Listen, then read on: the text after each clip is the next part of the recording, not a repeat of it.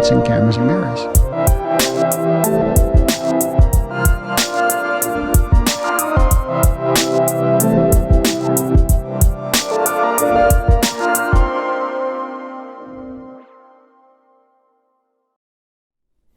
Oh, hello, it's your boy, Fat Mandy Patankin, at it again. Today, we're going to talk about Fatih Akin's In the Fade from 2017. Fatih Akin got put on my radar by way of his movie The Golden Glove. This is a very interesting black comedy almost about a serial killer, Fritz Honka, a real-life serial killer in Hamburg, Germany in the 1970s. He terrorized women, drank a lot. Very interesting movie. It reminds me almost of Gaspar Noé's I Stand Alone. It's not as over the top with the gratuitous violence, but it's close.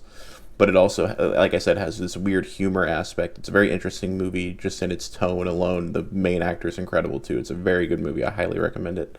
So that movie put Akin on the map for me, and In the Fade went in on my watch list, and I finally watched it this weekend. The two words that really come to mind for In the Fade are impressive and effective. It's impressive that this movie does so many different things so well. You're lucky if one movie does one thing well. In the Fade does like 20 things well. It's a mystery. It's a courtroom drama. It's a character study. It's a exercise in grief. It is a political statement. It's a very competent revenge movie. And it's very effective in its message. This movie has very clear heroes and villains. It has some pretty traditionally, historically bad guys and bad girls, and they're doing some pretty heinous shit. And it deals with political issues such as racism, terrorism, but it does it in a way where there is some nuance within the characters and within the story. And I don't say that to mean it's a gray area whether or not these things are bad. I'm saying there's some nuance. They're not pounding you over the head with it the way a 2020s American film would, where this is the message and forget any kind of artistic merit. This is just the message and you have to be on board with it or you're a bad person. It's not that. It makes its political statement very clear, much like Come and See makes its political statement very clear, and it's not an afterthought, but it is in the fiber of the movie. It's not just like, okay, I have this political thought and I'm going to make a movie. It's, I'm going to make a movie about this political thing, and it all kind of goes together. I love the way Akin uses everything in his toolkit.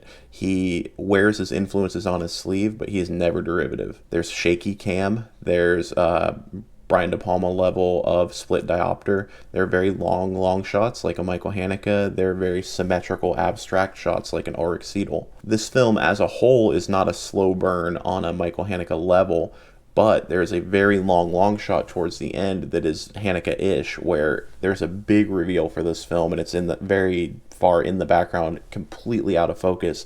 But when it comes through and when you realize what's about to happen, it is as effective as if it was in focus. It's just very long static shot. Reminds me of Cachet or Hidden, however you say that movie by Michael Haneke. Just very long static shot, and you kind of are almost like you're glazing over, wondering what's about to happen, and then this big reveal.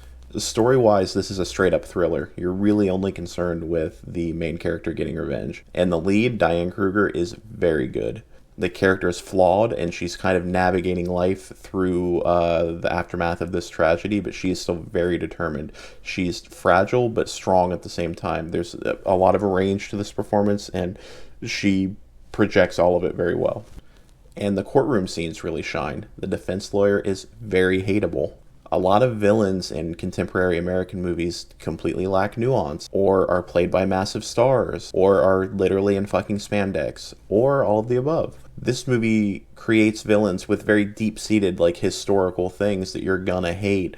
However, it still walks that tightrope, and there is a little bit of nuance, and they're careful to make the bad guys very bad and hateable, but it's not over the top. He uses that very well. Also in the courtroom, there are very emotional scenes and very difficult scenes. There's incredible tension. So in conclusion, I'll just say again that this movie just blew me away with all the different things it did so successfully. Some directors have filmographies that are one note. Some directors get really good performances out of their actors, but their stories are kind of lacking. Some directors have compelling stories but don't shoot anything interestingly. Some directors shoot with all kinds of flair but don't have compelling stories. I can't think of one department where this movie lacks. It's engaging, it's interesting, it's visually stunning, the performances are great. The story's interesting. It keeps you on the edge of your seat till the very end. I know that's like a trope, but it really does. So that's why I gave it 5 stars. Thank you. Stay hydrated. Don't do anything I wouldn't do. And yeah, follow all my social media. All the links are below. Thank you. Have a good day.